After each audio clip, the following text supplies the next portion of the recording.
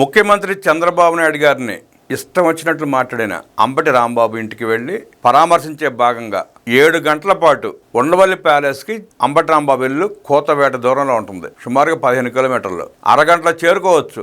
అలాంటి ప్రయాణాన్ని 7 గంటల పాటు సాగతీసి ప్రజల్ని ఇబ్బంది పెట్టి ఆఖరికి అంబులెన్స్లకు కూడా దారి ఇవ్వకుండా రాక్షస ఆనందం పొందాడు జగన్మోహన్ రెడ్డి. అక్కడికి వెళ్ళి ఏం చేశాడా అంటే ఏమీ లేదు. ఎందుకు వెళ్ళాడో ఎందుకు వచ్చాడో జగన్ రెడ్డి కూడా తెలియదు. నిన్న మళ్ళీ కల్తీ మద్యం తయారు చేసి వేల మంది ఉసురు పోసుకున్న జోగి రమేష్ జైలుకి వెళ్ళి వచ్చాడన్న సోయి కూడా లేకుండా, జైలు నుంచి బయటకు వచ్చిన తర్వాత కండిషన్ బెయిల్ మీద ఉన్నానన్న సోయి కూడా లేకుండా అహంకారపూరితంగా ఎలా మంత్రులను మాట్లాడాడో చూసాం. అలా మాట్లాడినందుకు క్షమాపణలు కోరడానికి వెళ్ళిన తెలుగుదేశం పార్టీ కార్యకర్తల మీద కేసులు పెట్టి అవాకులు చవాకులు పేలి తన ఇంటిని తానే తగలబెట్టుకుని సీన్ క్రియేట్ చేశాడు జోగి రమేష్. అలాంటి దుర్మార్గుడి ఇంటికి జగన్మోహన్ రెడ్డి నిన్న వెళ్ళాడు మళ్ళీ పలకరించడానికి. ఏం ఉద్ధరించాడని చెప్పి జగన్ రెడ్డి వెళ్ళాడో ఇది కూడా ప్రశ్నే. కల్తీ మద్యం తయారు చేసిన వాడి ఇంటికి వెళ్ళటం ఏంటో జగన్ రెడ్డి ప్రజలకు సమాధానం చెప్పాలి. పోనీ వెళ్ళిన వాడు ఆర్భాటం లేకుండా వెళ్ళి పలకరించి వచ్చేస్తే బాగుండేది. అక్కడ కూడా మందిని పోగు చేసుకోవటం, పేటీఎం గాడిని పోగు చేసుకోవటం, కొంతమంది కిరాయి జర్నలిస్టులని పోగు చేసుకుని అట్టాసంగా ఆర్భాటంగా ఉండవల్లి ప్యాలెస్ నుంచే కాన్వాయిలు జనాలు హడావుడి మొదలుపెట్టి అక్కడ చేరాడు. అక్కడ చేరినాక జోగి రమేష్ జన సమీకరణ గంజా ఇచ్చి మందు ఇచ్చి బిర్యానీలు పెట్టి పోగు చేసి కనీసం వాళ్ళకి మంచినీళ్ళు కూడా ఇవ్వకుండా ఒక దుర్మార్గుడి ఇంటికి ఒక మూర్ఖుడి వెళ్ళటం ఏంటో, ఆ పలకరింపులు ఏంటో, ఎందుకు పలకరించాడో, వాళ్ళ పలకరింపుల మధ్యలో వాళ్ళు లోపల ఎకెక్కలు పక్కపక్కల అనుకుంటా ఉంటే నవ్వుకుంటా ఉంటే ఎవడన్నా పలకరించడానికి వెళ్ళినప్పుడు ఇట్లా ఉంటుందా సీన్? నవ్వుకుంటా మాట్లాడుకుంటారా?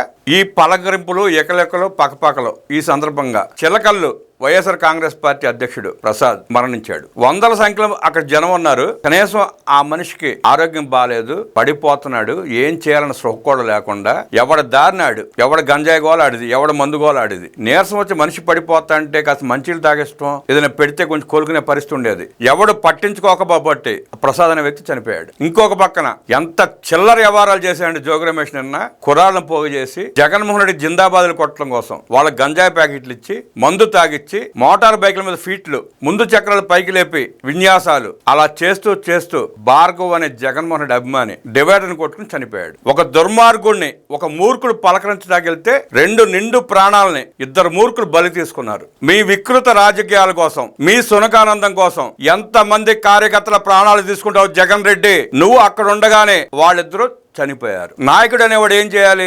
వాళ్ళ కర్మ కొద్దీ వాళ్ళు చనిపోయారు అనుకున్న ఆ 2 కుటుంబాల ఇళ్లకెళ్ళి పలకరించాలి, పరామర్శించాలి, ఓదార్పు చేయాలి, అండపోయిన ఆ కుటుంబాలకి ఆర్థిక సహాయం చేయాలి. ఆ పని చేయలే జగన్మోహన్ రెడ్డి. ఎక్కడ వెళ్తే ఆర్థిక సహాయం డబ్బు ప్రకటించాల్సి వస్తున్న భయంతో జగన్మోహన్ రెడ్డి జోగి రమేష్ ఇంటి నుంచే పారిపోయాడు బెంగళూరుకి. ఆనాడు సత్తెనపల్లిలో ఒక రౌడీని పలకరించడానికి వెళ్లి సింగయ్య అనే కార్యకర్తను బలి తీసుకున్నాడు జగన్ రెడ్డి.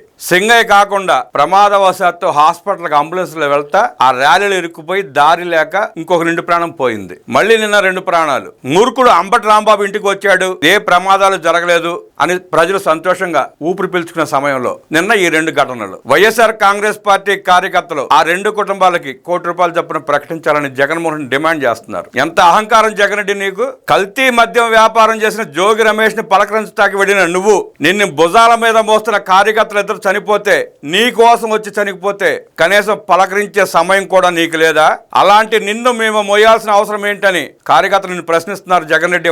వాళ్ళకి సమాధానం చెప్పు. నువ్వు నీ తీరు, నీ వ్యవహారం ఎలాగ ఉంటే రేపు నీ కారు తోలటానికి డ్రైవర్ కూడా రాడు. నువ్వు ఎలాంటి వాడివైనా, కుట్ర రాజకీయాలు చేసిన దుర్మార్గుడివైనా, దోపిడీదారుడివైనా, రాష్ట్రాన్ని లూటీ చేసిన ఇంకా కొంతమంది నిన్ను మోస్తున్నారన్న జ్ఞానం కూడా నీకు లేకుండా ప్రాణాల మీద ప్రాణాలు తీసుకుంటా, బలి తీసుకుంటా వ్యవహరిస్తున్నావు. ముఖ్యమంత్రిగా ప్రజల ప్రాణాలు తీసుకున్నావు. నీ అడ్డగోలు సంపాదన కోసం, నీ దోపిడీ కోసం 32,000 మందిని చంపేశావు నువ్వు. నీ కల్తీ సారా పోసి అధికారం కోల్పోయిన తర్వాత దొంగలని, దోపిడీదారుల్ని, ముఠా నాయకులను పలకరించడానికి పరామర్శల పేరుతో నువ్వు వెళ్తా ఉంటే కూడా ప్రాణాలు తీసుకుంటున్నావు. ముఖ్యమంత్రిగా ఉన్న 5 ఏళ్లు పరదాలు కట్టుకుని చెట్లు కొట్టేసి తిరిగిన నువ్వు ఇవాళ నీకు పరామర్శలకు వెళ్ళేటప్పుడు హంగు ఆర్పాటాలు ఎందుకు జగన్ రెడ్డి?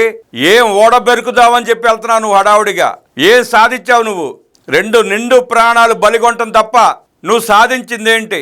ఆ కార్యకర్తలు నిన్నెందుకు మోయాలి, నిన్నెందుకు భరించాలి? నీ పార్టీ కోసం ఎందుకు పని చేయాలి?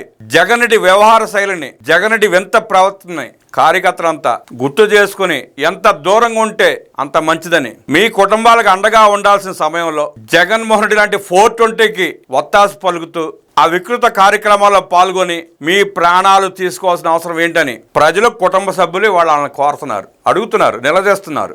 జగన్మోహన్ రెడ్డికి పోయిందేంది? రాష్ట్రాన్ని లూటు చేసి 10-12 లక్షల కోట్ల రూపాయలు సంపాదించుకుని రాజభోగాలు అనుభవిస్తున్నాడు.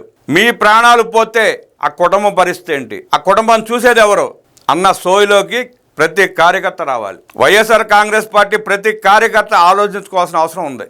మీ తోటి కార్యకర్తలు అలా చనిపోతా ఉంటే జగన్మోహన్ రెడ్డి ఎలా పట్టించుకోకుండా తిరుగుతున్నాడో గమనించి మీ జాగ్రత్తలో మీరు ఉండాలి. ఆలోచించుకోండి. మీకే మీరు ఒకసారి ఆలోచించుకుంటే ఏం జరుగుతా ఉంది, ఏం జరగబోతా ఉంది, జగన్ రెడ్డి ఏం చేశాడు, ఏం చేయబోతున్నాడు, ఏం చేస్తున్నాడు అన్న సోయిలోకి మీరు వస్తే మీ కుటుంబాలు వాళ్ళ రోడ్డును పడకుండా ఉంటాయి.